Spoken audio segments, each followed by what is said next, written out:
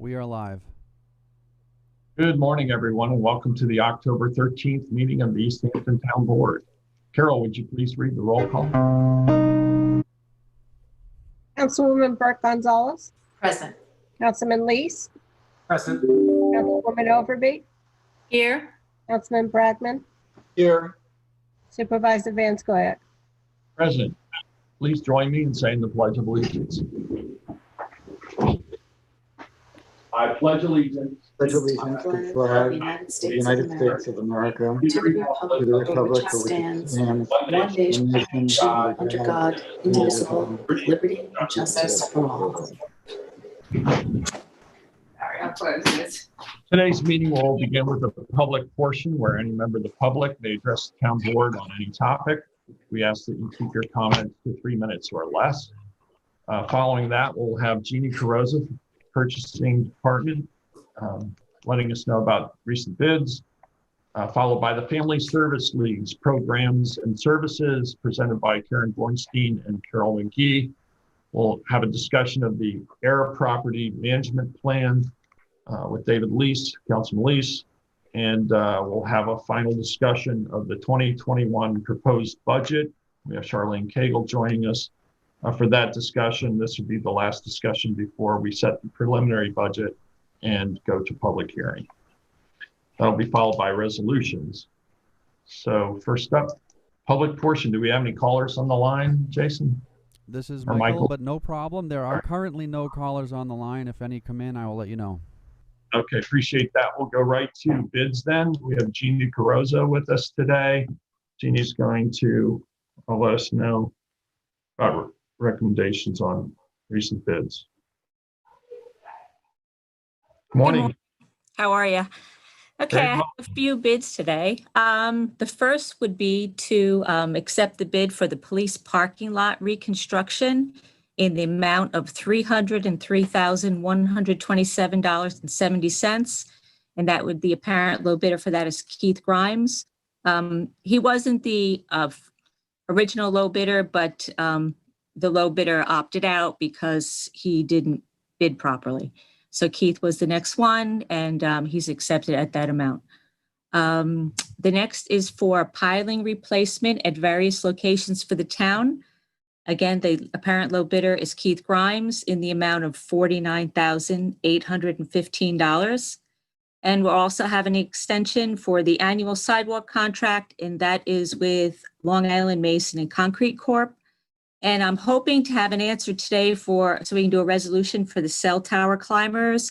I was supposed to receive information later. If I have it, I will have a resolution for Thursday.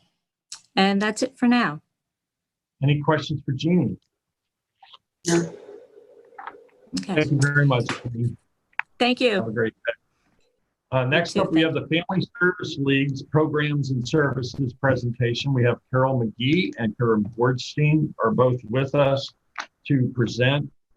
As many in the community know, the Family Service League has a number of programs and services that serve our community, and they're going to tell us all about them. Hi. Good morning, Carol. Hi, good morning. Good morning. I am going to share my screen. Hopefully I can do this correctly. There we go. Let me see, is it?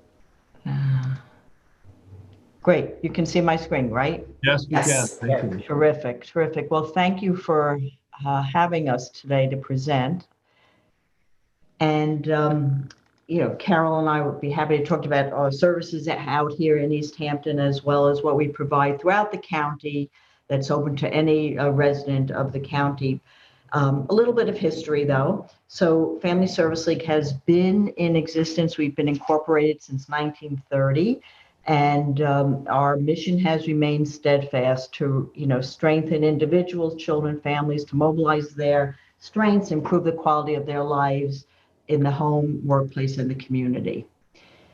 Some of the services that we do provide and has been really instrumental throughout our history is mental health services, substance abuse treatment throughout the decades. And we've been out in East Hampton probably since the 70s or 80s. We have 7 licensed mental health clinics throughout Suffolk County, as well as a number of satellite offices.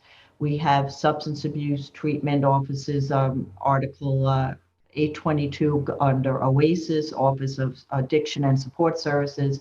And on the East End, our offices are East Hampton, Greenport, Mattituck, Riverhead, and West Hampton Beach, providing all these services to anyone in need.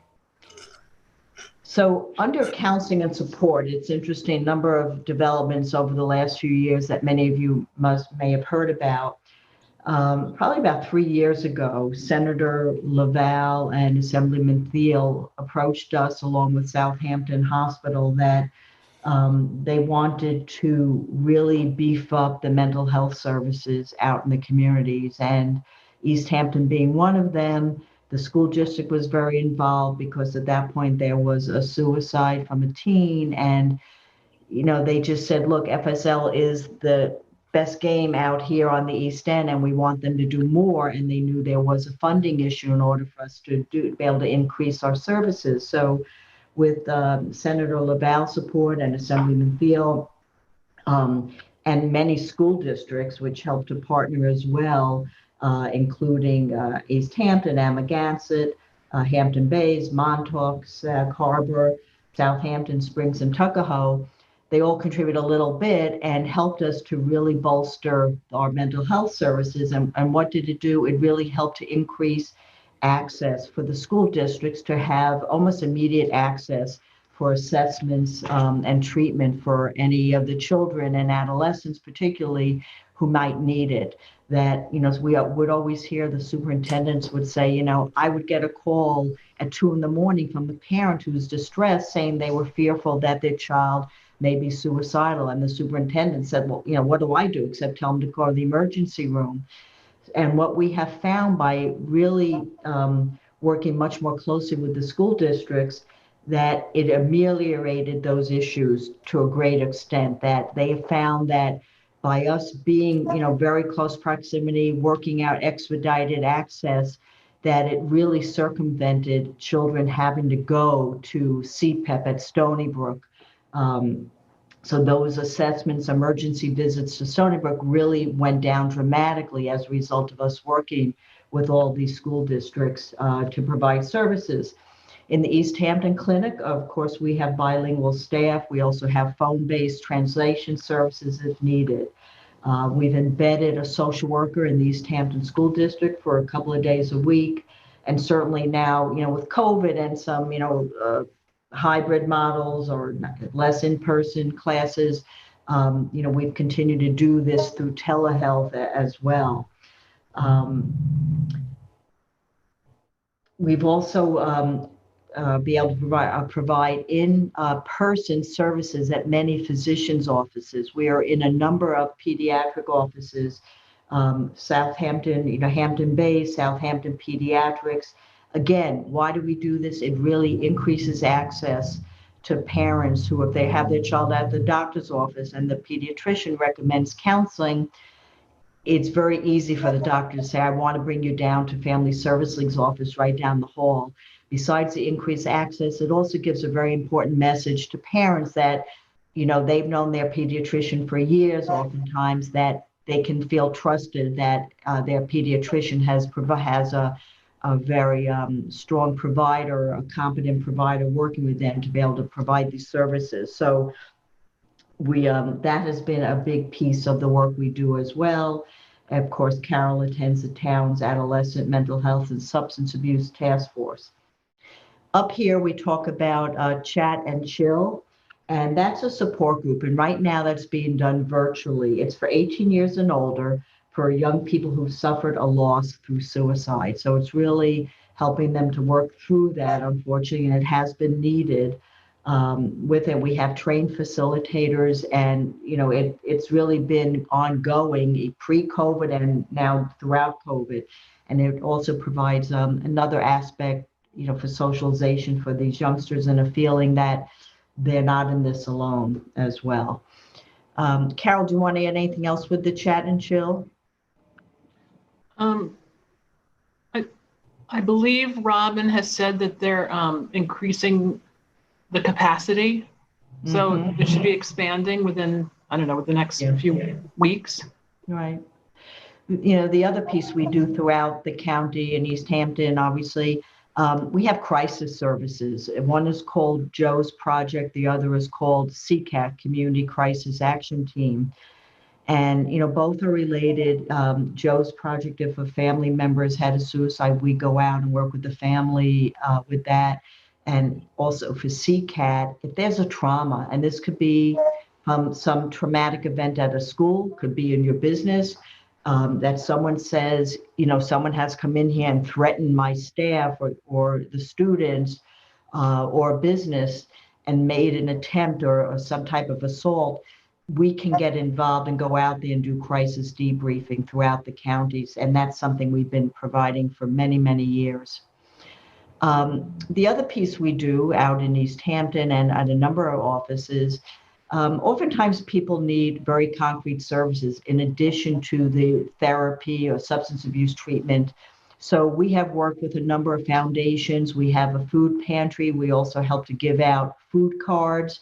That has been really very helpful during COVID. We've had a number of foundations that have worked with us, right in East Hampton when families are struggling, if they've lost their jobs and they said, my God, I've never been in this position. Carol, I know is nodding that we've been very grateful that through different foundations, we're able to help families in need if they need to get access to food as well. Throughout We've gotten great response. We've gotten great response from our clients that we have been able to offer them food cards, and they've been very grateful. Yeah. And they're for Stop and Shop and King Cullen, so they don't have to leave the area. Exactly. During the year, it's not quite in East Hampton, but we offer backpack programs and families can go to a nearer office, either West Hampton Beach. Through Bethpage Federal Credit Union, we help kids start off a school year, even remotely. Kids need supplies for school. Bethpage has helped us get school supplies, and we help probably over 4,000 students throughout Suffolk County to start the school year with those backpacks. We do a similar initiative in holiday time called Project Toy, where donations are made. And this year will be very different. We're not having hordes of families come into our buildings to get select toys. So we're figuring out how to do that safely, but still be able to help families during the holiday time as well, so the kids can have a good holiday and in spite of the stressors that families are facing. We also send a few hundred children to camp each summer throughout different camps from the East End all the way throughout Western Suffolk on scholarship programs for 2 weeks at a time. Also, now this is very interesting, our latest initiative in behavioral health, we started what's called the DASH program, Diagnostic Assessment and Stabilization Hub in Hauppauge, and that serves the entire county. And I'll tell you what it does in a minute, but we also offer, now open more recently in Riverhead to serve more of the East End community, a DASH Light compatible program. So what does DASH do? When that was established, it was really to help meet the needs of anyone who has a substance abuse problem or mental health crisis 24/7. Think of it as tantamount to urgent care for medical needs. So we're open in Hauppauge 24/7. If you know a family member or a colleague says, I don't know what to do, they call you in the weekend, my son is really off the charts here, I don't know where to bring them, tell them to come to DASH or our DASH clinic in Riverhead, that we can see them. And it's similar, but in some ways better than CPEP because A, it's going to be closer out in Riverhead, and B, what we find is families don't have to wait hours and hours to be seen. And in fact, that's been a real positive piece and a benefit that if a family, member comes to us, rather if a school district says, I'm referring a child to DASH, to the parents, I want you to go get your child evaluated before they come back to school, they can bring them to DASH. And instead of waiting hours and hours to be seen, they are seen very quickly. We provide an assessment. And there's no need to go to Stony Brook CPEP because oftentimes often, not every time, but oftentimes a child does not need to be admitted to Stony Brook Psychiatric Unit. Through the right support services, we have found that the children can get right back to school, and we're able to really mitigate any problems. We get them connected to treatment, whatever it might be. And, you know, the parents just rave about it. And in fact, I'll give you a quick story. Before we even opened the Riverhead office, someone had called me on a weekend to say, I'm sorry to call you, but I just want to tell you that when my son was going through a problem, I didn't know where to turn. So I called a friend of mine who knows family servicing very well. And his friend said, well, let me tell you what first not to do. Do not go to an emergency room, because emergency rooms really are not equipped to how to handle a psychiatric emergency. What you do need to do is go to DASH for Family Service League. And the father called me and said, I just want to tell you, Karen, how wonderful your staff were, and how that child no longer felt like intimidated and that there was something really wrong with him. And again, just felt that we really helped to reduce the anxiety and get this child into treatment where it needed to be without having to go through. It's very traumatic. I mean, it can be traumatic for any of us to go to an emergency room, right, for any problem. But imagine a child or adolescent, it can be very difficult. So you come to DASH and it looks like, and I invite all of you to come there or to our Riverhead Center, it looks like a professional office setting. We have an observation unit if needed. If someone needs to stay up to 24 hours, they can do that. In Riverhead, it's a smaller version of DASH. And again, 24/7 coverage, that if someone needs to be seen, we can see them at our Riverhead site. We also operate the Suffolk County's mobile crisis team throughout the county, that if someone needs to be seen in the community and they call our DASH hotline number, which is up here, the 952-3333, the counselor will determine what needs to be done. Do we need to send the mobile crisis team out? And that can be to a business, could be to a home, could be right in the community. You may say, I really see someone who looks really distraught on Park Avenue. What do we do? You can call us and then we could make an assessment and send the crisis team out. And that's what we do in Riverhead as well. Riverhead doesn't have the 24/7 piece just yet, but they work in tandem with our DASH center in Hauppauge. So we're able to help 24/7 throughout Riverhead, you know, all throughout Suffolk County, including our DASH program. So DASH has been wonderful. We've seen the results, and we know it's going to be helpful here in Riverhead as well to work on the East End. And what have we seen? We have seen a decrease. Hospitals tell us they're no longer seeing the influx of so many psychiatric emergencies or substance abuse problems since DASH opened.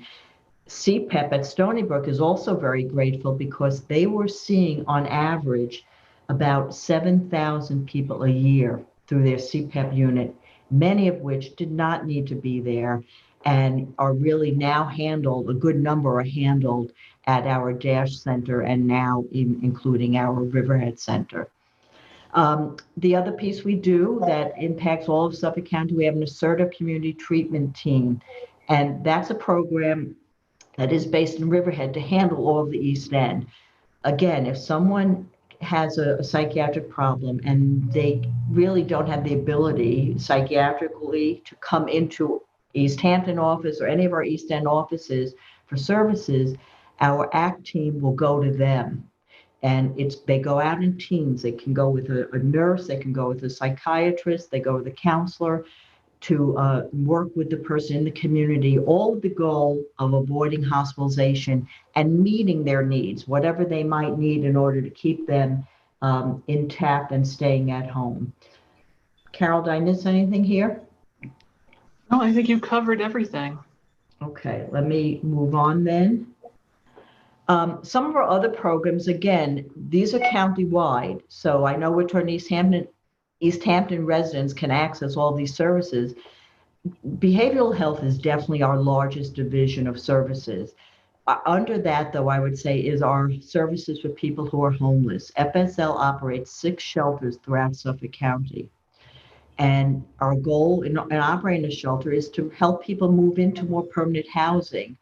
And we do that through our staff who are able to move probably in any given year, 40 to 60 people out of our shelters into into permanent housing. And we all know what prices are like on the island to get affordable housing. It's a challenge, but the staff have been terrific, and we work with them. And oftentimes it's not just giving them the key, here's your new apartment, but helping them to get those support services so they are prevented from recycling back into homelessness. And our senior services, again, throughout the county, our Family Service League operates the largest ombuds program outside of New York City. What does that mean? It means we're in every long-term care facility protecting the rights of the residents, from nursing homes to assisted living.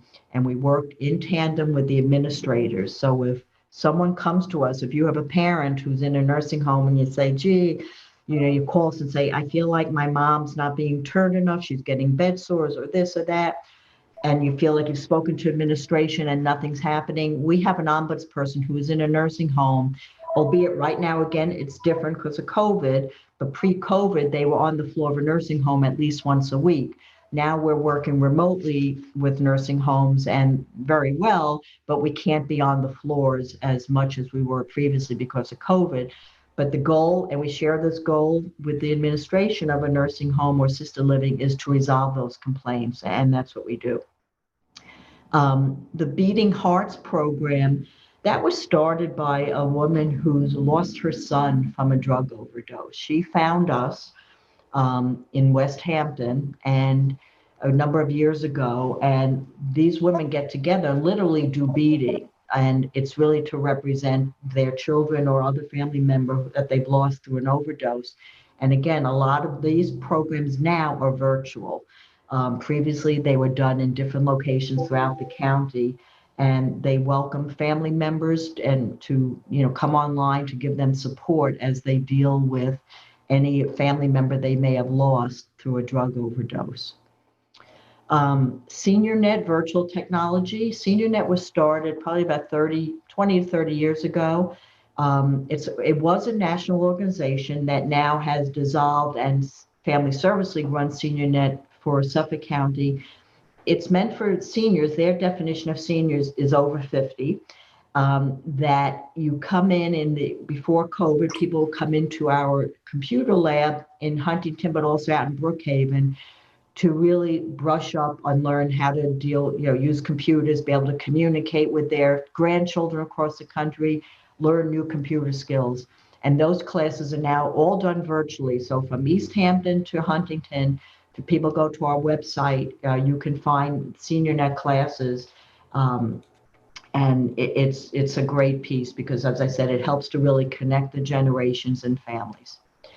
I already talked about Joe's project and CCAT, and that pretty much covers, the spectrum of care that we provide. And, throughout COVID, I have to say, staff from the East Hampton Clinic, Carroll staff throughout the county, we have not missed a beat. We have gone, through remote technology, and at the onset of COVID back in March, all of our offices, except our programs that had to run 24/7, went remote, and the staff did not miss a beat.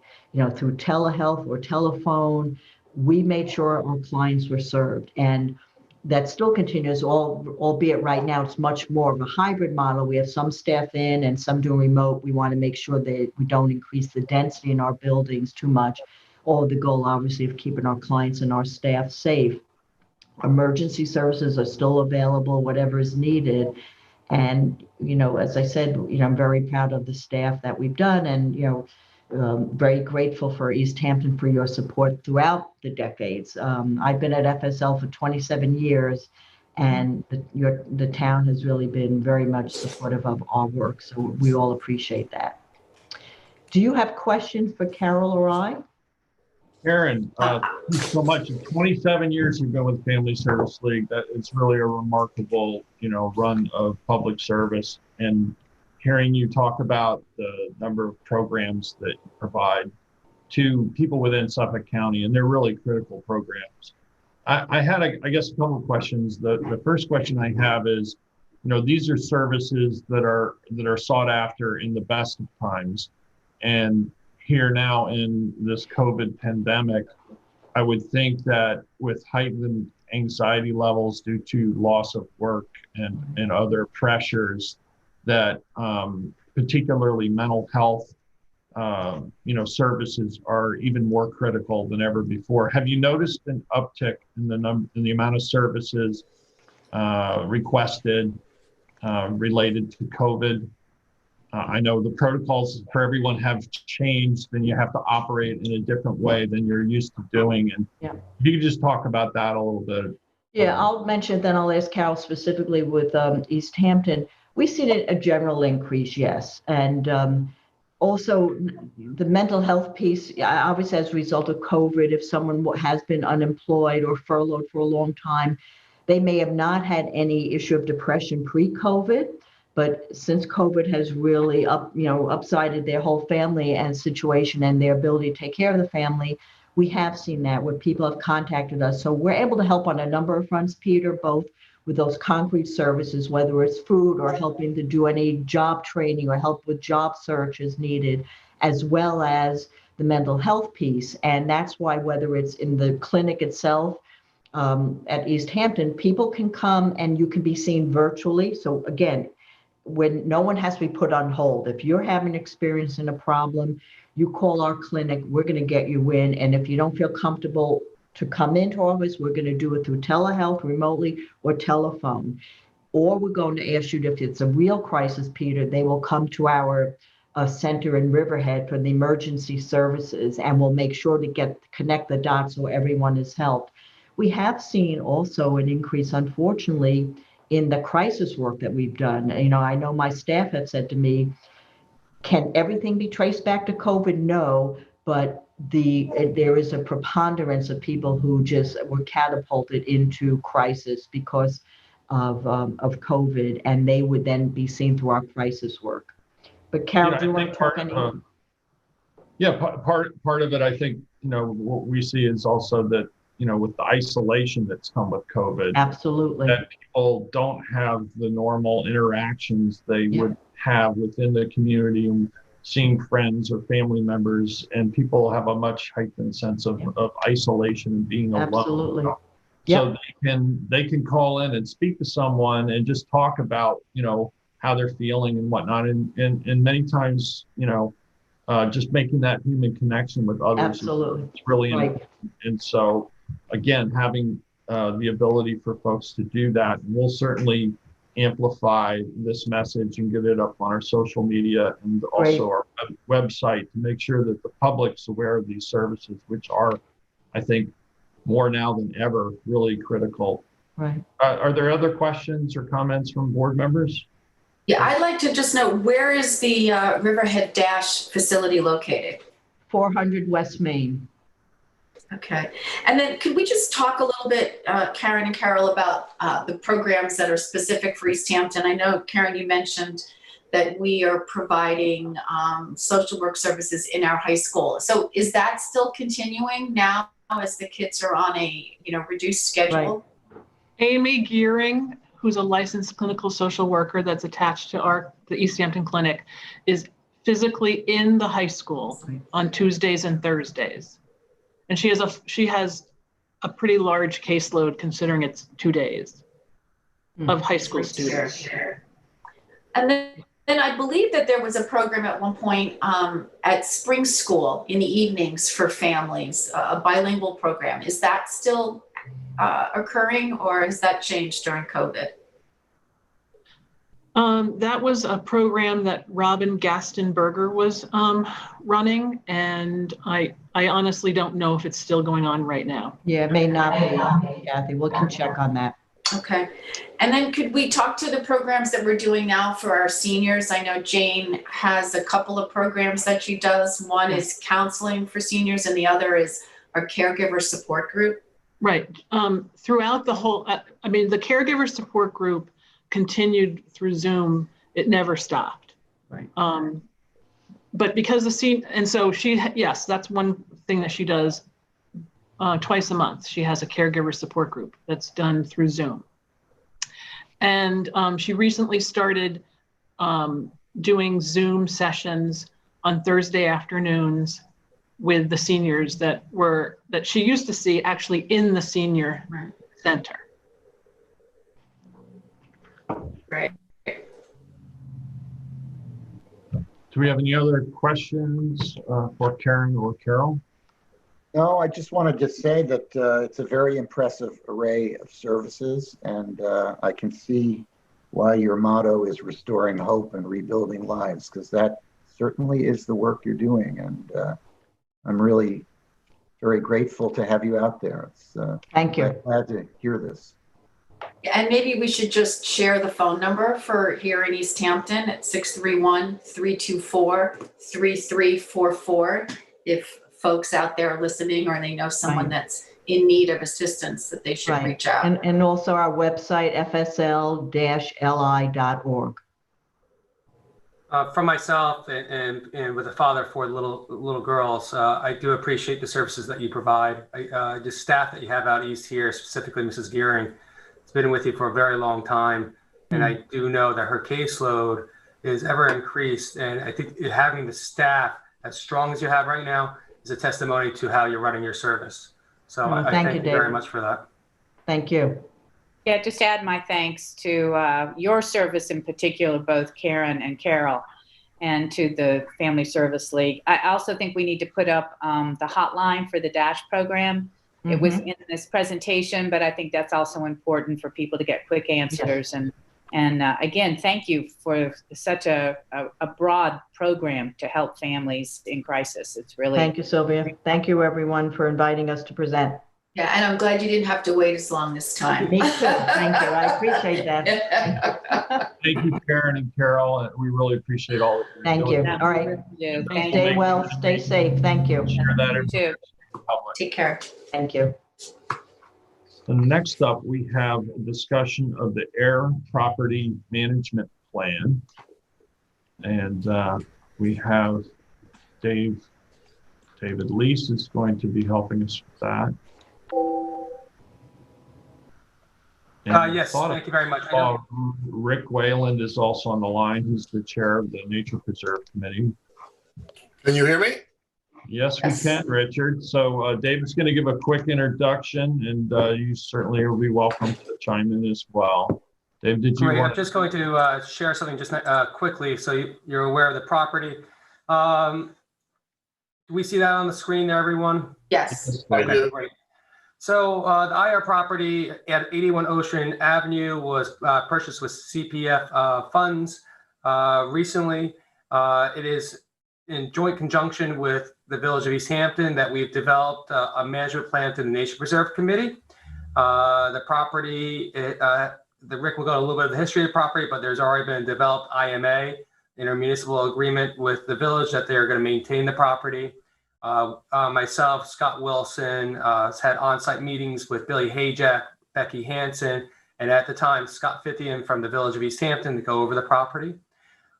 Shortly, in conclusion to this management plan, as we had discussed at a previous work session, we're going to go through a restoration project of the property in conjunction with the village to restore the buffer in the area where there was a large house that was taken down. I will just actually show one other last picture of it, and then I'll let Rick come on and to just discuss the property a little bit more. But again, it is on the shorelines of Hook Pond. And let me just get the last photo on there. Rick, I'll leave this up. Go ahead, my friend. Okay, thank you, David. Good morning to all of you. Rick Whalen here, chair of the Nature Preserve Committee. So the property in question is 1 acre of land. It's on the west side, sorry, the east side of Ocean Avenue. Just to orient people, it's immediately north of the village's main beach parking lot, the parking lot that lies on the east side of Ocean Avenue, north of the Sea Spray property, and with frontage on Hook Pond. Actually, the portion of Hook Pond here is called Hook Pond Cove. So again, this property is 1 acre. It's just north of the village parking lot. It was a house site. Prior to that, and really from going back to the really the founding of the town and the village in the 1960s, this land was historically farmland, open fields. It was always open property. The house wasn't built on this parcel until the 1960s, and then in conjunction with the towns purchased the property in 2019, the house and all the residential structures and improvements were removed. So that the town bought the property using CPF funds. You have an intermunicipal manager agreement with the Village of East Hampton. The village will do the remedial work that we're going to discuss in this in the management plan, and then the village would be responsible for the maintenance and management of the property. Rick, let me just revise that. The remedial plan will be done by the town, but the maintenance will be done by the village. Oh, okay. All right. I thought the village was actually going to hire people to do the remedial work, but all right. The township would have to because I believe we're going to do it that way because of the use of the funding sources. Okay, understood. I should point out that in preparing the management plan here, we had input from the Department of Land Management. We had input from the Town Planning Department, including Mike Delalio and Joanne Powell. And we also had commentary and input from the village, East Hampton Village Planner, Billy Hajak. So, and Billy, of course, is the liaison with the village trustees. What we're recommending here is to basically restore the property to a kind of a meadow status, kind of a grassland meadow area, not lawn, but more of a natural meadow. Remove a lot of the plantings and shrubbery. For example, on Ocean Avenue, there's essentially no view of the property. You have a lot of plantings, arborvitae and so forth that were planted in the front of the property when it was being used residentially. So, we want to kind of open up the view of the land from Ocean Avenue. We want to do a bit of restoration along the wetland edge on Hook Pond Cove. There are some phragmites that have come in there, so the phragmites should be removed. There should be a natural native buffer, wetland buffer along the edge of the property. And there should be finally maybe 2 parking spaces so that there's some form of public access. Possibly people might want to launch kayaks into Hook Pond from the property. Access and use of the property is to be equal as among or as between East Hampton Village residents, all of whom are town residents, obviously, and town residents who are not residents of East Hampton Village. So if you're a town versus a village resident, whatever the access rules are, and I believe that those rules will be set by the village as the manager, they will be equal between village and town residents. That's essentially it. It's a restoration plan, removal of a lot of the non-native vegetation, restoring the property back to, as I said, a natural meadow condition. I think we recommend that there might be a bench or two that would give people could walk in on the property and see Hook Pond Cove. That's pretty much it. Very, very passive uses. Any questions? Thank you, Rick. So also with it is that the whereas purchase was for open space, parks, and recreation. Again, in targeting this property and discussions with the village at the time with Becky Hansen and others, is that there's many lawns along this water course of Hook Pond that we wanted to use this as a potential educational experience to them, to show them how that we can plan for wetland buffers onto their property to stop or potentially stop nitrogen loading into this impaired water body. I'll take away impaired, but this water body. So I look forward to potentially, continue to work with the village, maybe other organizations, to use this as education to what other property owners, not just this area, but other locations, waterfront locations of the township can do effectively and still keep their view shed, but also increase the environmental qualities of the property. But with that, it's a small little property, but it's an important property as they all are. And Rick and myself here stand willing to answer any questions the board might have on the management plan. As David, just to add one thing. So as David said, really, the restoration here would be something of a demonstration project, a good opportunity for the town to show, some private landowners how they might be able to address the waterfront buffer between their lands and important water bodies. I think that's a really important aspect of the project because we certainly have harbor front and pond front properties that are developed, and nitrogen loading is obviously a concern in those water bodies. Having a natural vegetative buffer between helps to alleviate some of that runoff and those concerns. creates additional wildlife habitat around the periphery of those water bodies. And it can be done in a way that's attractive and that, people can, embrace, I think, in terms of still can beautify the property. So that I'm looking forward to that aspect of this project as well. Are there questions or comments from other board members? No, I read this yesterday after David sent it to us, and I thought it was very thorough. And I'm supportive of both, what is permitted activities on the property and what is prohibited or restricted. And I appreciate all the work that went into this, and I'm supportive of it. I looked it over yesterday too, and I a couple things caught my eye. The Phragmites removal is obviously a good thing. We had talked some time ago with Kim Shaw about also using, they have a way to use saline, salt in the water that is effective at eliminating Phragmites. And I would hope that when we look at a proposal or bid specs to do that work, or however we're going to do it, that we include that as a possibility, because it apparently showed some rather good results. I'm glad to hear David talking about the buffer's importance in attenuating contaminants that otherwise would hit the pond. I thought that I'd like to see a little bit larger buffer here. We have a 30-foot deep wetlands buffer, and I thought that was a little bit, maybe could be increased slightly, perhaps up to 50 feet. I think that's a little bit more protective and maybe more in keeping with what the zoning board would probably be looking for if they ever were looking at this. I understand they're not going to be looking at this, but in general, I think 30 feet is a little bit, could be increased a little bit, and it would be more effective. I'm glad to hear that the walking paths are going to be ADA accessible. I assume that meant the paths themselves are ADA compliant, not merely the access. I thought the wording on that suggested to me that it was referring to access, but maybe Rick could clarify that for me.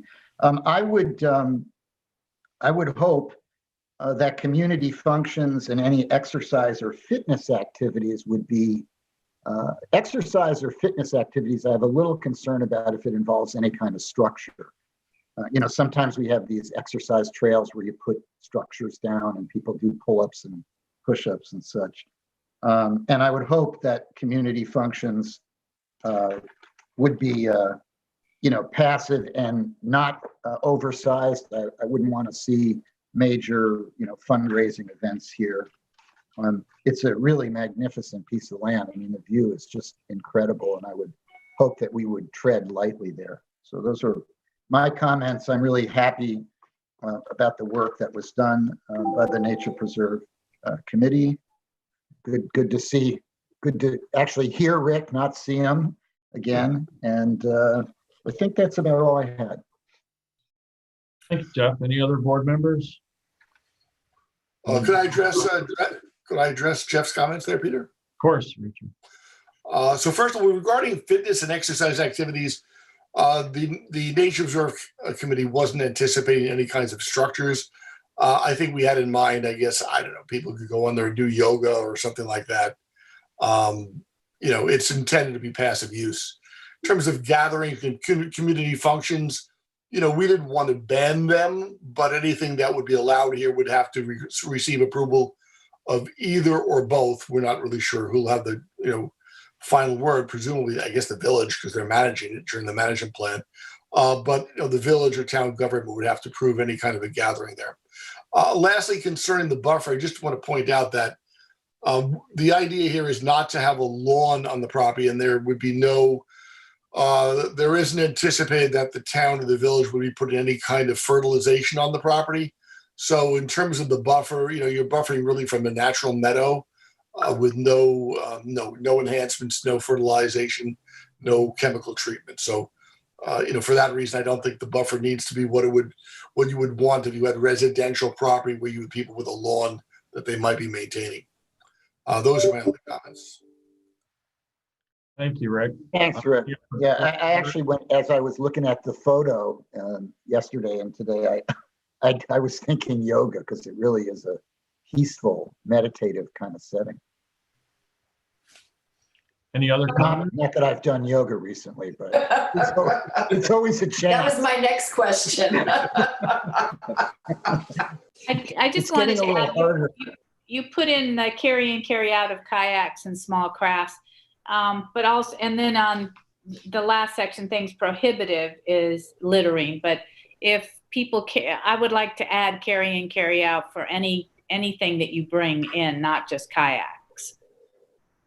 Yeah, that should actually, you know what? We probably should add that as a general, any kind of anything carry in, carry out. Actually, we probably should make that, David. We should make that sort of a generic inclusion on all of our management plans. Yeah, So absolutely. I agree with that, and thanks for bringing that up, Sylvia. Sure. So with that change, we'll resend that draft over to the town board, and then we'll look forward. The next steps on this one would be scheduling a public hearing. That public hearing will probably be sometime in November already. Again, we'll work in conjunction with the village and also with their planners and administrator, and also the trustees and mayor to move forward the bid specs for the restoration of the property. It might be a little late right now based on the timing to do so now, but I anticipate based on the growing season that this will be a project that will happen in early spring right now, if not sooner. But I'll keep the board aware of that process after we get through the public hearing. I thank you very much. And again, Rick, I thank you yourself as far as chairing the Nature Preserve Committee and also all the members. Thank you all. Thank you, Rick. Thanks, Rick. Be well. Our next agenda item is the tentative budget, which we had a previous discussion on. And in the intervening time period, we did get an update from the New York State tax cap site where they updated the police retirement exemption. And that has added $189,000 to the plus column for us. And my recommendation is that we take that $189,000 and put it into surplus to offset the funds that we've used from surplus in order to keep this budget below the 2% tax cap. That money would then be available for future need. And I believe that the budget as presented is a solid one. There were really very few comments other than positive ones supporting the budget thus far, but this is an opportunity for board members to further discuss the budget, propose any changes, and have further discussion. We also have Charlene Cagle here with us, who's stepping in for Len, who's out, to answer any questions and help with the discussion. Peter, can you just one more time go over what the $189,000 was for from the police? Yeah, so there are a number of calculations that take place every year with the budget, whether it be what the health insurance premiums might be, et cetera. And so the police retirement exemption came back more positive for us than we had anticipated. And that's resulted in an additional $189,000 in cap space. But keep in mind that the current cap space, I think, was closer to $9,000 or $19,000. So the total budget worksheet reflects $208,000 in cap space.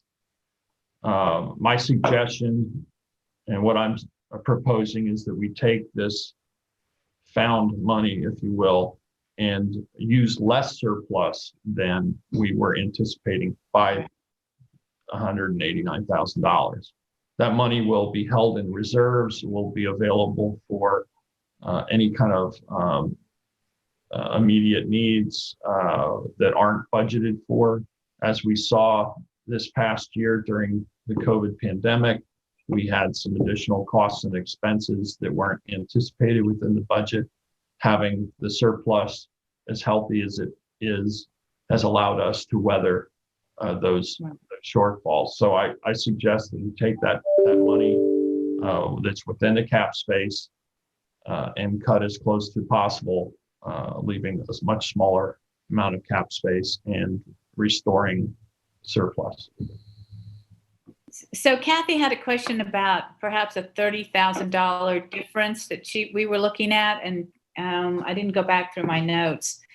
Was that addressed? I believe that was the longevity pay that was put in for electeds, and I guess and Peter had mentioned it was the first time that it's been used here. And just for me personally, after giving it thought, I've decided to forego the $2,300 that's slated for my longevity pay, and I was asked Charlene and Len to remove it from the budget for next year. I just feel that there are so many folks in our community that are struggling with unemployment and underemployment, and the situation as we get into the colder months is only going to get worse. And then we look to our federal government that are going back and forth on this, coronavirus stimulus relief package. One day it's on, the next day it's off, and, our, folks here are, they're struggling, with our economy's been hammered. So with, all of that said, I'm just not comfortable and want to accept the longevity pay next year. Kathy, can I ask you when does longevity kick in? How many years? Currently, all town employees, whether they are union, CSEA, police department, the PBA, the Senior Officers Association, and all appointed officials get, depending on the union, but for CSEA certainly, and for appointeds, they get longevity pay after 5 years of service. Elected officials are the only town employees that do not get longevity pay. And we have a number of town employees who are electeds who've served certainly some time. We have our clerk with us today who's been serving the town for a number of years. This would also include the tax assessors. There are 3 officials there, the highway superintendent, town board members, supervisor, and any town elected official. So For it's 5 a years or benefit. more. Yeah, so after 5 years, you would become eligible for the same benefits that every other.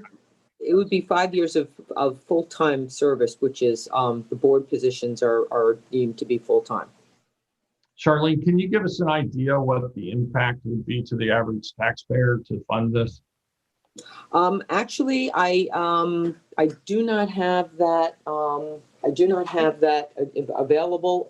But we could certainly crunch those numbers and give them to you. I'm sure it would be. I think it's really quite minuscule. It's yes. I haven't done the math myself, but it's I think 0.0007 of the tax levy in total. So I think when you spread that among the taxpayers, it's literally pennies. I personally would take that money and donate it to a local charity where I think it would do more good than trying to have it go back into the budget.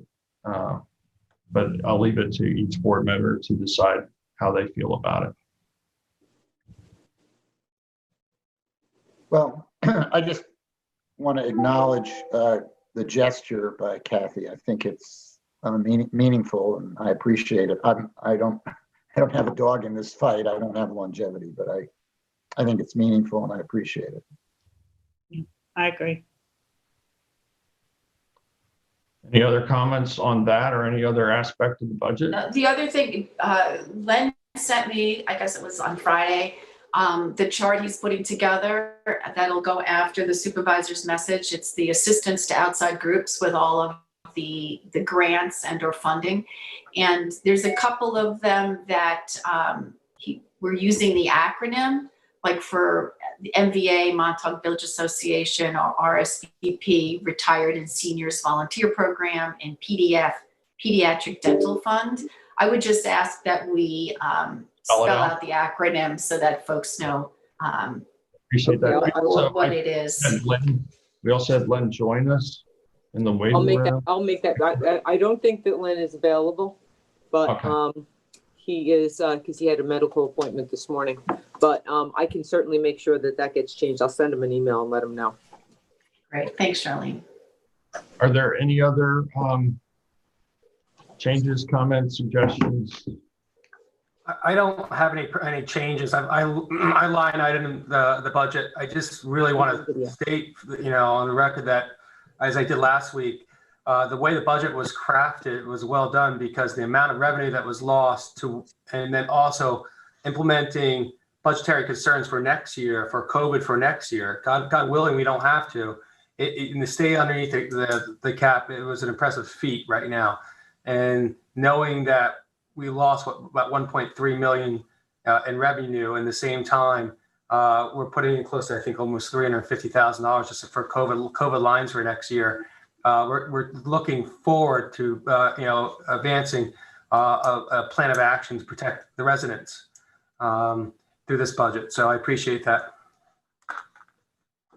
Thank you, David. And again, we've worked very hard on this with all the department heads, with our finance staff, Charlene and Len.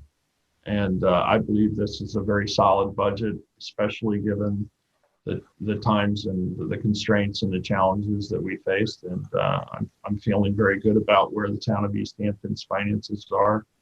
I think, again, it's a tribute to all those individuals who've worked hard, and all of you for your support through these challenging times. So I want to thank everyone for that. And we'll plan on scheduling a public hearing for the budget and using that preliminary budget for the public with those changes and updates.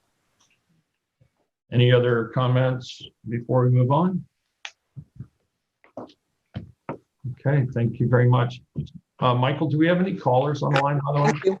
No, we have no callers. Okay, we'll move on now to liaison reports. And Kathy, do you have a liaison? Sure. As I always open, I want to talk about Human Services Department. They continue to provide assistance to our seniors and other community members in need. If anyone is in need of assistance, they should reach out to the department at 631-329-6939. This week, Human Services will deliver close to 1,700 meals to 334 seniors. So through October 9th, so from March 10th through October 9th, they have distributed 38,887 meals, which is quite the feat. That's more than double than what they do in a typical year. They also continue to make weekly wellness calls just to make sure everyone is doing well and not in need of assistance. And they provide the ability to pick up and deliver free of charge groceries, prescriptions, and other essentials to those businesses that take prepaid, credit cards. A few months back, the town entered into an agreement with Suffolk County for their 311 rapid response program. And we continue to have members of our community participate in that. That's if someone is in a food crisis, they should reach out to call 311 and the town will deliver within 24 hours a request for, food so that no one, we don't want anyone in our community to go hungry. Also, and this is an interim gap until folks can get to their food pantry. I heard from Sergeant Kenny Alversa today. We're going to be doing Drug Take Back Day. It's slated for Saturday, October 24th from 10 a.m. to 2 p.m. here at East Hampton Town Hall. They'll be set up in the parking lot as always. The items that are accepted are prescription medications, over-the-counter medications, and medications for household pets. We will not be accepting needles or other sharps, business or professional waste, and any and all liquid medications. And I'm going to have a resolution on for Thursday for us to take a quarter-page ad in the local newspapers so that we can publicize this not only in newspaper but also on our social media. And speaking of social media, I'm just hoping that folks out there that have Facebook and Instagram and Twitter accounts are following us on Facebook and Instagram. You can find us at Town of East Hampton.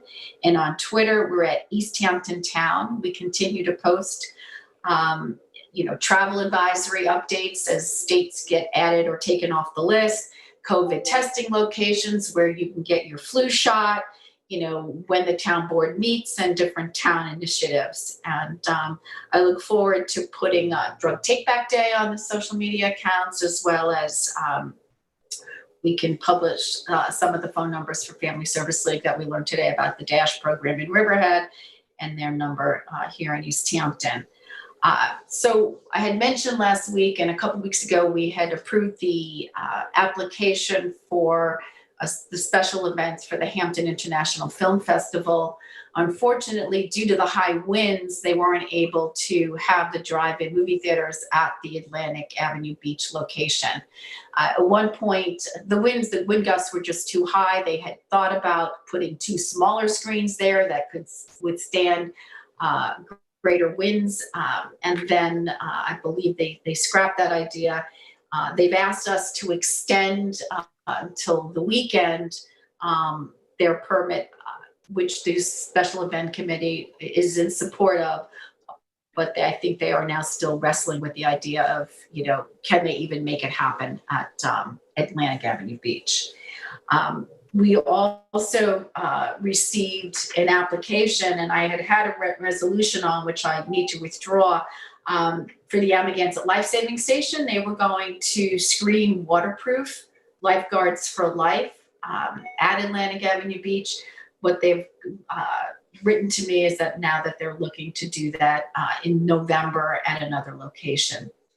And speaking of lifeguards, waterproof lifeguards for life, and I know we brought it up, Peter, when you gave Johnny Ryan Jr. his proclamation, that this is, for those folks that haven't seen it, I urge you to find it. In fact, it's going to be playing this weekend on the Stony Brook International Film Festival, where you can virtually screen it. And if you go on to their Instagram account, the Waterproof Lifeguards for Life, you can find more information. And I was excited to learn that in 2020 alone, the film was entered into 15 different film festivals. And they go to, waterfront communities, and they've gotten tremendous publicity. And I went on their website this weekend as I was getting ready to put this together and look at all of the different film festivals that they've across the country and internationally, that they talk about being a lifeguard isn't a job, it's a way of life, a vocation in the truest sense. So, hats off to, the Ryan family and all that they've done, and all the folks that, keep our community safe. And that's what I have for today. Thank you, Kathy. David? Yes, thank you. A week and a half ago, the Property Management Committee met. Brief overview of discussion points. They discussed the Springs Library, again, the tree being taken down, and the next steps there for the library roof, which will be restored. It was part of their 2020 capital project, and that's moving forward. We discussed the restoration of the second house, which is getting close to completing. The exterior restoration of the project looks great, but the interior still got a lot of work to do. We'll be having a meeting with the Montauk Historical Society shortly, upcoming, and I'll be reporting back to the board shortly about that restoration project. Another point that we Can I ask a discussed was- question, David, about the Springs Library? So we've already bonded for the roof, and there's someone that's on contract that's given us a quote. So is that something we're, going to be authorizing soon?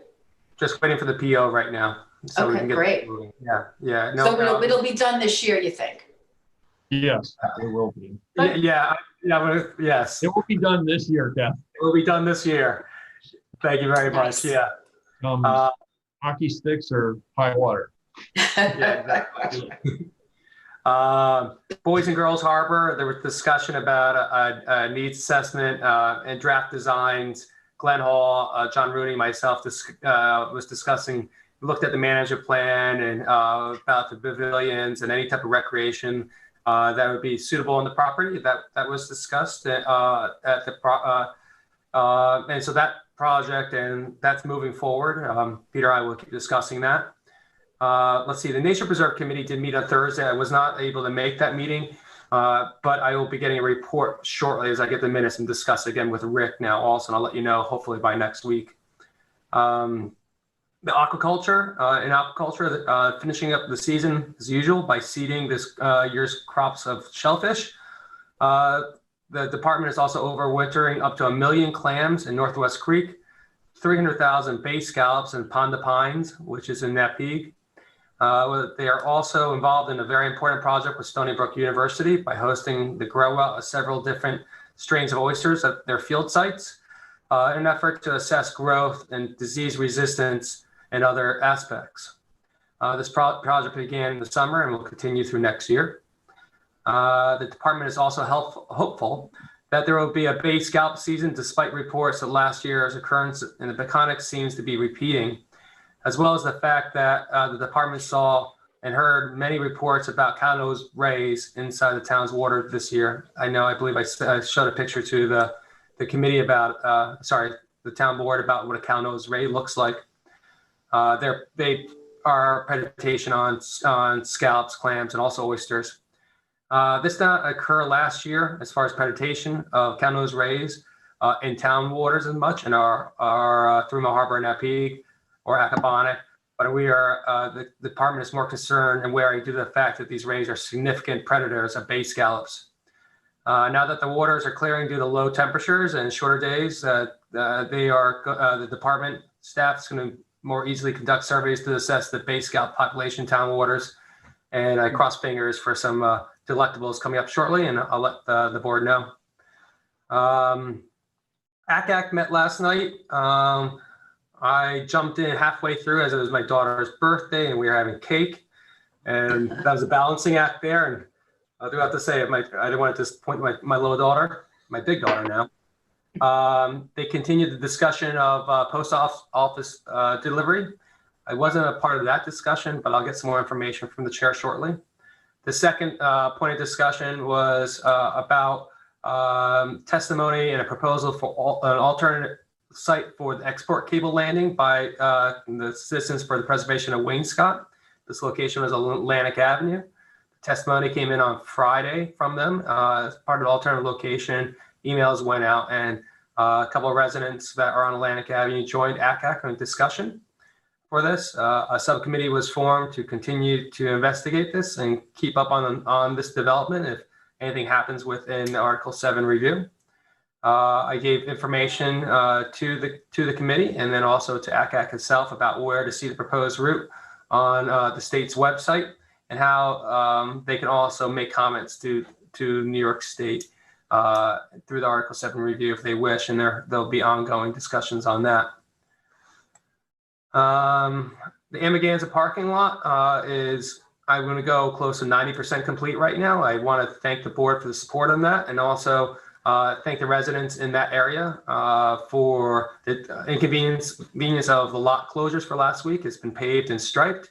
Left on the punch list right now are small things, landscaping, some more signage, and we'll continue with overall cleanup of the construction area as we move forward in the next couple of weeks. But it's looking well. It's a different layout as before, so please be aware of that. And to any type of change, sometimes you just take your time with that. let's see. I two other things that came up. This October is Breast Cancer Awareness Month. This was enacted in 1993 by Bill Clinton. Breast Cancer Awareness Month is marked in all countries across the world every October. This helps to increase attention and support for the awareness, early detection and treatment, as well as palliative care of this disease. Very important. I state this primarily during COVID. A lot of individuals aren't getting the medical treatment on a regular basis as they might need to stay ahead of this. I know I've dealt with this in my family, and many other people have also. And going back and recognizing this, I want to also I missed September was Childhood Cancer Month. And as a childhood cancer survivor also, let's make sure your children, if you hear of little aches and pains that last a little longer than they should be, please make sure you take them to the doctor. Also, lastly, right now, I know Kathy and I quickly just briefed over this. Today is a shopping day right now from one of the online retailers, not the name, I'm gonna give them any plug. But I wanna make sure that the residents of our community know that we have many, many wonderful local stores within our boundaries. And I hope we can all find ways to shop there. They're being very creative by doing everything online or virtually or remotely. You can get almost everything you might need within the boundaries of the town of East Hampton. And if I can plug on this for the health of our community, let's shop locally right now. Mm-hmm. Okay, let's shop locally, not just today and going forward, but for the holiday season. It's starting early. There is convenience of doing things online, but you can do that within our stores here. They'll still send it to you. Maybe they'll drop it off. We'll work ways, but let's support local stores and shop owners. I think it's going to be very important as we emerge and move forward through this pandemic. And that's my liaison report. Thank you, David. Sylvia? Well said, David. Thank you so much. Anti-Bias Task Force, we're going to announce the winners of the bumper sticker contest on Thursday, October 15th. So the winners, their parents and or their class is going to be joining us by Zoom. So the contest was to create a bumper sticker that would reflect diversity and increase understanding of the value that differences have in a respectful and civil society. So the winning bumper stickers were sent to the town board members this morning. So you can see who they are, their names, and the bumper stickers that they submitted. We had over 135 submissions. There are 3 winners in the 3 different age groups, and then there is 1 overall winner from those 3 original age winners. And we'll be turning that into a bona fide sticker that the task force will be able to distribute to town residents. So please watch the meeting on Thursday and see these amazing kids and students and see their submissions. So we hope everybody can tune in on Thursday. Energy sustainability, there are 2 issues that they've been working on. One is the draft legislation for the electric leaf blowers. I think we're almost ready, John. Do we have a draft copy that we can distribute? I'd like to get that on the work session agenda for November the 10th. Sure. So if we could have that available, John, thank you for getting that done, and also for Lauren Steinberg and chiming in and helping to make sure that and to Lena Tabori, the chairwoman of the Energy Sustainability Committee. So thank you for all of that. I'd also like to schedule a work session. The Energy Sustainability Committee has been working on a purchasing policy and with natural resources on how the town needs to move forward, and a policy that they can enact for purchasing electric vehicles or electric equipment.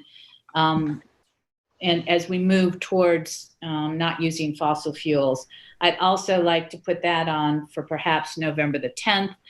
We do not have a meeting on November 3rd, which is kind of going to make November 10th a pretty big meeting. So anyway, I'll submit those to the supervisor to see what things make it onto the agenda. The business recovery group also met. Our focus has been the outdoor dining pilot program. There have been several suggestions and additions to the pilot program legislation and some clarification for that. I need to go over that with Nancy Lynn and with the fire marshal. Nancy Lynn, we were going to put it on the agenda today, but Nancy Lynn was unable to be on this agenda. So I will go over that with her and with the fire marshal for our next discussion, which we hope will be on November the 10th. So again, that is getting full, and I think we want to move forward.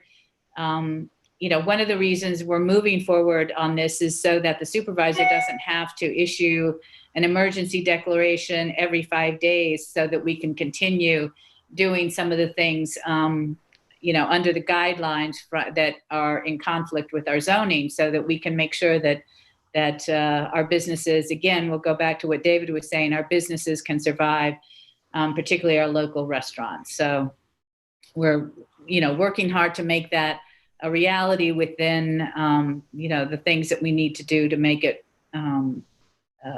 still conform to our zoning. And thank you for that, Sylvia. And I will continue to renew that order for as long as it takes to get the legislation done. I know that we initially had stated that we would only extend that through November 1st. Obviously, we've been monitoring this as we've been going along. It's still necessary, I think, to have that as an option for folks. So, and I'm happy to keep doing that. But again, an opportunity to do this as a pilot special permit, and look forward to furthering that discussion, and we'll try to get it on as soon as we can. All right, and that's all I have for today.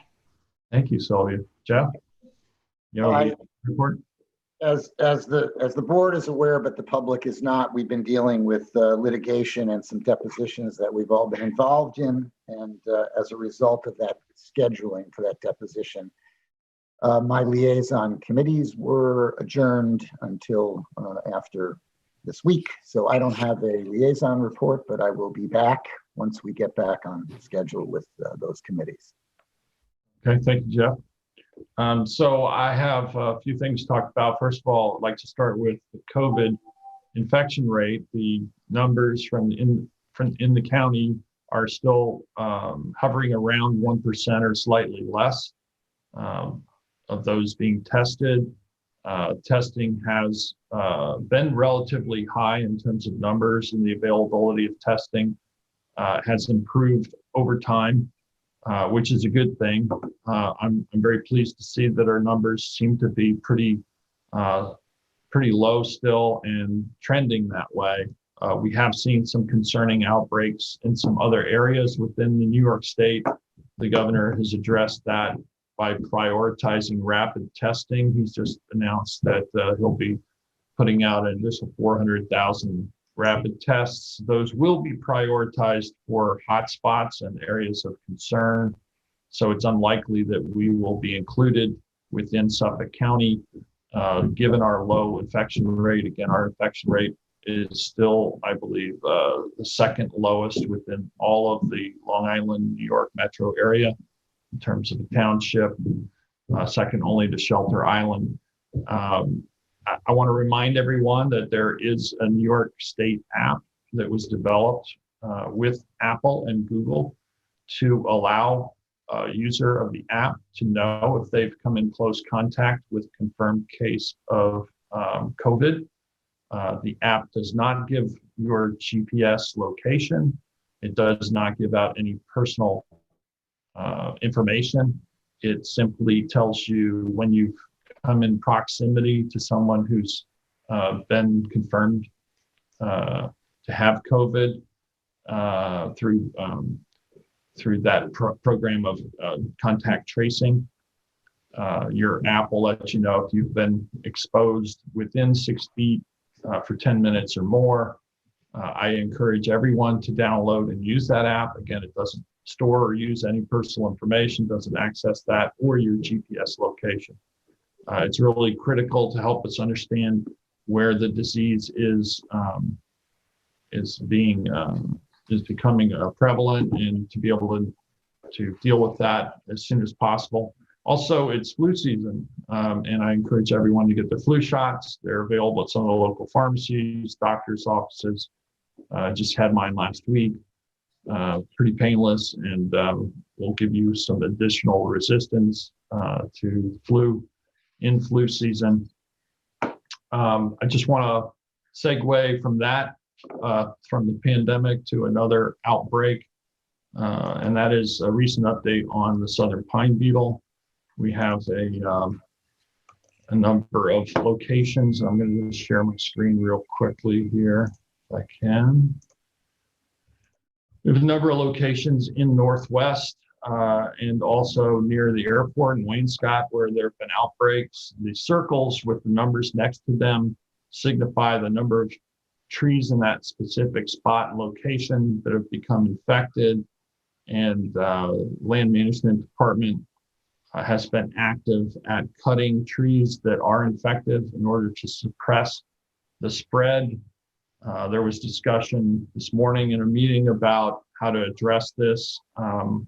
In this particular region, which is really the epicenter of the outbreak, and the fact that many of the trees have already been lost in this area, we're going to be focusing the town's efforts on stemming and suppressing the spread in areas that up until now have remained relatively untouched. There are, again, some areas in Waynescott that have not yet been infected where there are large pitch pine forests. We recommend any citizens that notice the browning of needles in their pine trees or see popcorn-shaped sap on the bark to contact the Land Management Department. You can have those trees checked and flagged for infection. And we encourage residents to cut down and remove any infected trees to help stop the spread. There have been a number of properties where citizens have, either for financial reasons or just lacked interest, or maybe not even residing at the property, have allowed the infestation to spread. And again, we're going to just be focusing on areas where we think we can further suppress the spread. There are waivers available for getting rid of the pitch pine debris. Again, contact Land Management to see if that you be eligible or not for that. Additionally, Sylvia mentioned that we won't be having a meeting on the 3rd. That is Election Day, November 3rd. We encourage everyone to get out and vote. It's your constitutional right and duty as a citizen in this country to vote in local and national elections. We encourage you to do so. With many people mailing in votes, absentee ballots this year, primarily due to COVID and concerns about appearing in person. There were additional concerns about the fact that the post office had removed a mailbox on Methodist Lane. I'm happy to report that mailbox has been returned. However, if people don't start using it, it may disappear again. So we encourage everyone, the Methodist Lane drop box for mail is available. You don't have to go to the post office to mail a letter now. You can just drive right up to it and drop your mail. We encourage you to do so. Also, early voting will start taking place in New York State on October 24th through November 1st. And our local early voting spot is at Windmill on Occobonac Road. I believe it's 219 Occobonac Road, beginning October 24th through November 1st. Also, I wanted to announce that as part of the governor's mandate for police reform within New York State, all local municipalities have to review their police department to make sure that they're in compliance with the new police reform regulations. I'm happy to report that East Hampton already observes many of the reforms that have been proposed. We've been doing so for a number of years, actually. Community policing is very important to our department, and I think is responsible for the very high esteem that our local police departments held by our local community, but there's always room for improvement, and we certainly want to engage the public in a discussion about the police reform bill. And as part of that, we will be scheduling a public meeting, tentatively scheduled for October 29th, a special meeting of the town board for police reform discussion with the public. And we'll give further information as we get a little closer and firm up that date. Also, I want to make everyone aware that this Halloween, like our summer that's just passed, will be like no other. The CDC does not recommend trick-or-treating in the traditional way. And as a result, I just want to make sure everyone knows that the traditional street closings within the village of East Hampton will not be taking place as per the village. So they will not be having special Halloween street closures. And we encourage people to think of creative ways to celebrate this fun time for families and children. So come up with some maybe safer ways to do trick-or-treating, and think about costume parades and that sort of thing. So Peter, again, they used to do this, close Montauk Main Street as well. Is that going to happen then? So again, parades, that type of parade, gatherings more than 50 people, still not permitted. So that won't be possible this year in, again, the traditional way it's been held. I don't know if people want to think about other creative solutions. Frankly, I haven't had a lot of time to come up with a solution for how to best trick or treat this year. Probably Mr. Leeson has spent a little bit more time thinking about that, since he does have children of that age, but mine are grown and gone. So just to be clear, the police will not be there to cordon off Main Street in Montauk. My understanding is that these type of activities will not be occurring this year. Again, the village of East Hampton is not going to be shutting down those roads. I think traditionally they shut down Sherrill Road, Osborne, whatnot for trick-or-treating. And that won't be happening this year. Okay. So while there's no prohibition, there's no governor's order restricting trick-or-treating. It's also not recommended in the traditional sense. So everyone will have to decide for themselves how they want to proceed with that. But there won't be street closures, and there won't be any organized gatherings as a result. Okay, I just want to put that on everybody's radar. And the last thing I just wanted to talk about is the septic upgrade program that we have. We have, as the town board all knows, we've had an effort for the last several years to get people with septic systems that are conventional or perhaps even failing to upgrade to a low nitrogen, innovative alternative systems. The technology is really advanced. The current standard technology is really only marginally better than what the Romans were doing. It's essentially just a hole in the ground where the waste goes, and that wastewater continues on carrying nitrogen into our groundwater and into our surrounding bodies of water, ponds, lakes, bays, and creeks, and triggering algal blooms that are harmful both to humans and to aquatic life. So this effort's been underway. Well, we had the most advanced legislation and aggressive legislation for IA systems. And for several years now, we've mandated IA systems for any new construction or substantial renovations. There are significant rebates and grants available both from the town and the county, totaling up to $46,000, which in most cases would cover all expenses or nearly all expenses. I think the average system is around 20 to 22,000, depending on your location. But we're encouraging all residents to upgrade. I'm going to be doing that myself on my property here shortly. It's important. There are already 384 approved eligible applications with the town. That's a significant increase. I've been signing off on a lot of those vouchers lately. I encourage others to do so. And I guess what really made me refocus on this issue right now is that with so many more people here spending a greater portion of the year in town, houses that were only seasonally used perhaps for 2 months of the year are now being used year round, or much more significantly.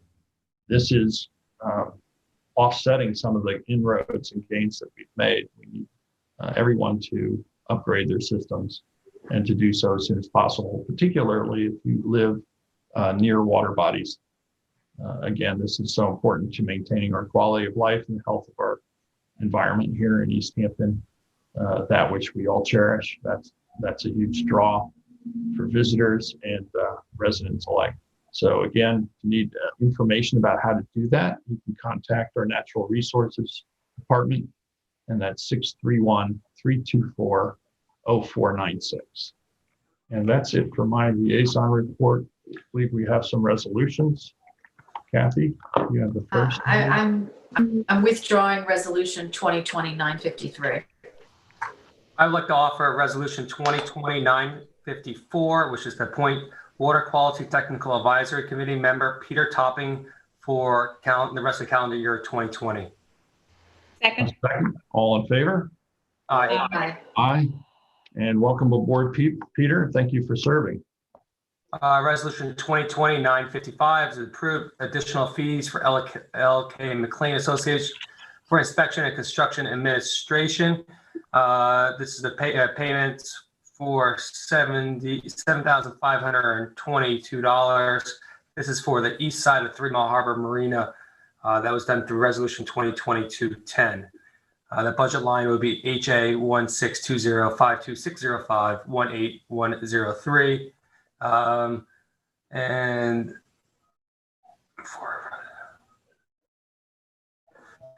let me read this all the way through. I apologize because it was on 2 pages. Whereas town retained McLean Associates, the consulting engineers, to assist in inspection and construction admin of the bulkhead and utility replacement work at 3 Mile Harbor. By Resolution 2020-210, the construction work was not completed within the expected time period, and the consultant was required to perform additional inspection and construction admin services during the extended construction period. The consultant has requested an additional payment of $7,522 for their additional construction inspection and admin services as set forth in the request dated August 14, 2020. Let it be resolved, the town board hereby approves additional charges of $7,522 for a total authorization expense of $45,102 to be paid from budget line HA 3125-52605-19039. Have a second? Can I just discussion, or I guess, is it supposed to be 2 different budget accounts, one in the resolved and one in the financial impact? I will have to check with Len, put in that way. If you want me to, I can table this and bring it back on Thursday. I would say let's do that. Let's table it and get the answer to Kathy's question, and we'll put it back on Thursday. Thank you. I'll put Resolution 2020-956 is the CPF water quality budget modification request of the Director of Land Management. The Budget Office directed to make the following modification to the Land Management and Land Acquisition and Management water quality budget for the acquisition of computer equipment. The amount of $1,400 from small tools and equipment to $1,400 for computer equipment. Second. All in favor? Aye. Aye, passed and carried. 957 is to authorize emergency repairs on North Farragut Road. Second. Second. All in favor? Lots of seconds. Aye. Aye. Aye, passed and carried. 958 is to approve additional services, L.K. McLean Associates, and this is with reference to the Amagansett parking lot for additional design services consisting of bid documents and actually dealing with the additional solar lighting, planting beds, and removal of ticket booth, as well as other modifications to the design. And that would be in the amount of $5,170 for a total of $65,640. Second. All in favor? Aye. Aye, passed and carried. I'll entertain a motion to go. Any other matters to come before the board? I'll make a Okay. motion. Do we have any, just before you do that, let me just check back and see if there's any callers online. Any member of the public wish to speak? Michael? No, there are no callers today at this time. Okay, I'll entertain a motion to go in exec session for contracts, litigation. And I have, executive session for personnel, litigation, contracts, CPF. And what Second. time? a second. Second. Second. All in favor? Aye. Are we going into it right now? I think we should take a break because I know we have personnel issues scheduled for a particular time. So if we could take a break, have lunch, and then reconvene. Is 1:30 work? Fine. Yep. Yes. Okay, so we'll reconvene at 1:30. Thank you very much, everyone. Be safe, be well, and we'll see you in 2 days. Aye.